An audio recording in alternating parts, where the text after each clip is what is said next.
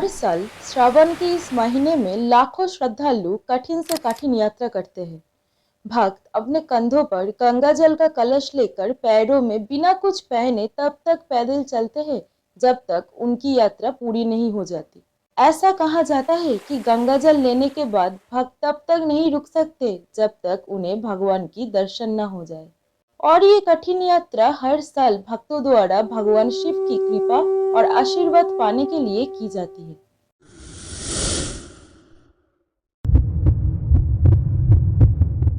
एक हाथ में त्रिशूल और दूसरे हाथ में डमरू, मुख में एक मधुर मुस्कान, गले में लिपटे हुए सांप और मस्तक पर अर्धचंद्र धारण किए हुए भोलेनाथ का रूप सबसे अलग और सबसे अनोखा है। लेकिन क्या आप जानते हैं कि भगवान शिव हमेशा से अपने मस्तक पर चंद्रमा को धारण नहीं करते थे। शिव पुराण के अनुसार राजा दक्ष की 27 पुत्रियों का विवाह चंद्रदेव से हुआ था।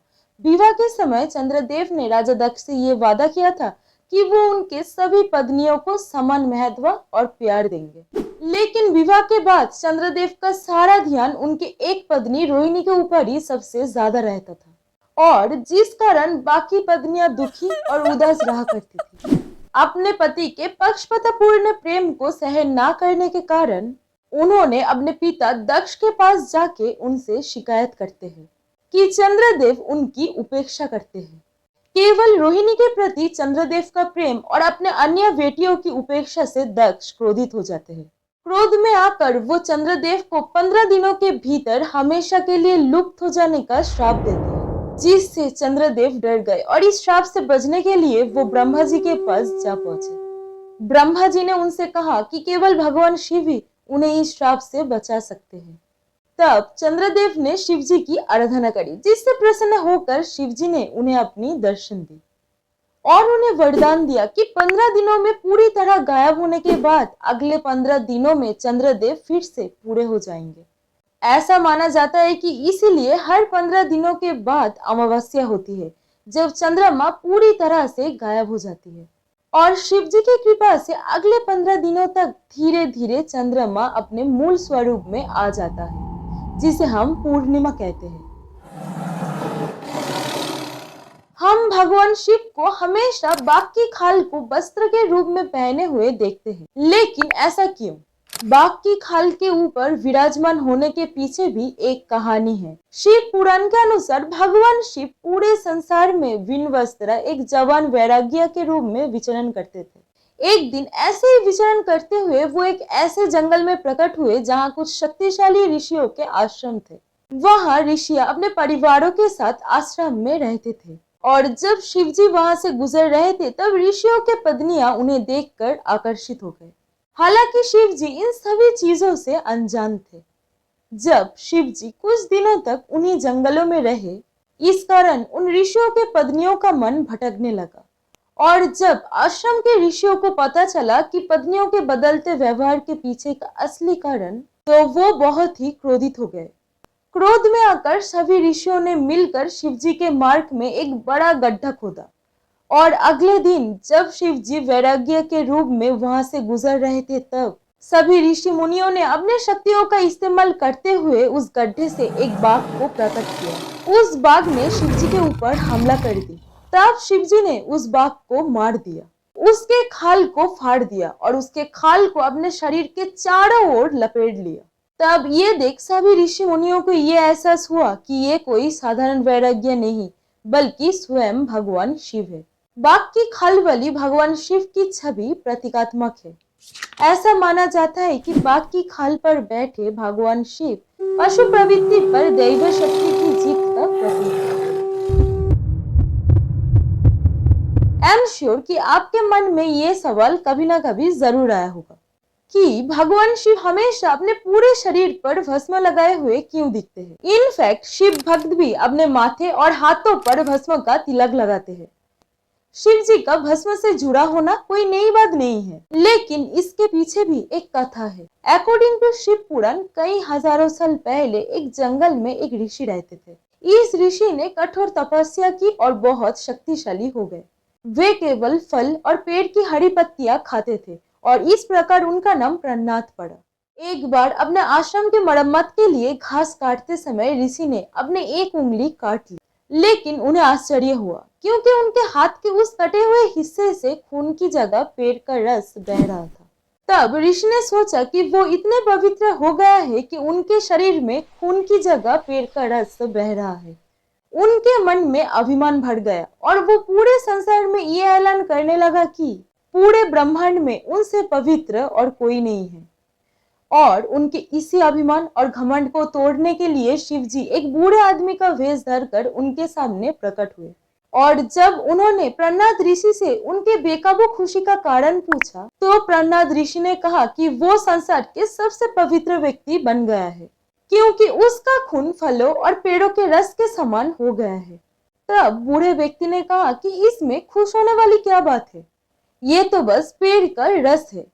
लेकिन जब पेड़ पौधे जला दिया जाता है तो वो राख बन जाते हैं। केवल राख ही बचता है जो निश्चित रूप से उच्च अवस्था है। और इसे साबित करने के लिए बूढ़े व्यक्ति ने अपनी एक उंगली काट ली और अचानक उसमें से राख निकल आए। ये देख ऋषि प्रहलाद को जल्दी ही ये एहसास हो गया कि ये बूढ़े व्यक्ति और कोई नहीं बल्कि स्वयं भगवान शिव है जो उनके सामने खड़े थे।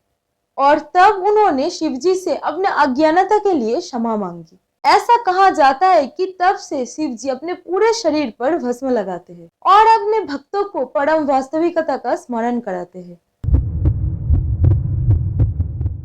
महादेव जिनके गले में सदैव सर्प रहता है, लेकिन उसी के साथ ही उनके पास एक रुद्राक्ष की माला भी जरूर रहती है।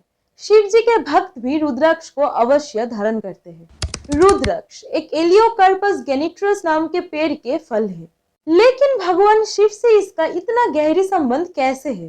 पुराणों के अनुसार एक बार भगवान शिव मानवता के प्रति करुणा के कारण गहरी ध्यान में चले गए थे। उनका मुख्य उद्देश्य सभी जीवित प्राणियों को खुशी प्रदान करना था।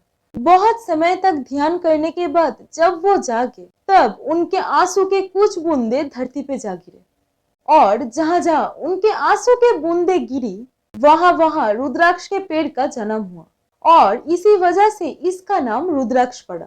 रुद्र यानी स्वयं भगवान शिव और अक्ष का अर्थ है आंसू, यानी जिसका पूरा अर्थ है भगवान शिव के आंसू। ऐसा माना जाता है कि रुद्राक्ष को सिर्फ वही व्यक्ति धारण कर सकता है जिस पर भगवान शिव का आशीर्वाद हो और जो व्यक्ति भगवान शिव का परम भक्त हो। जहाँ भी भगवान शिव की पूजा की जाती है, वहाँ हमेशा ही उनके सामने नंदी जी विराजमान होती है। भगवान शिव जहाँ भी रहते हैं, वहाँ उनके साथ उनका वाहन नंदी जी भी जरूर होता है। लेकिन क्या आपको पता है कि नंदी जी हमेशा से शिव जी के वाहन नहीं थे? पुराणों के अनुसार शिलाद नाम का एक ऋषि हुआ करता था जो भगवान शिव का एक बहुत बड़े भक्त थे, लेकिन उनके जीवन में एकमात्र अफसोस ये था कि उनकी कोई संतान नहीं थी। इसीलिए पुत्र संतान के प्राप्ति के लिए शिलाद ऋषि ने कई सौ सालों तक भगवान शिव की कड़ी तपस्या की, जिससे प्रसन्न होकर शिवजी ने उन्हें पुत्र संतान प्राप्ति का वरदान दिया। ऐसा कहा जाता है कि नंदी शिलाद ऋषि द्वारा किए गए यज्ञ से पैदा हुए थे और शिलाद ऋषि ने ही उनका नाम नंदी रखा।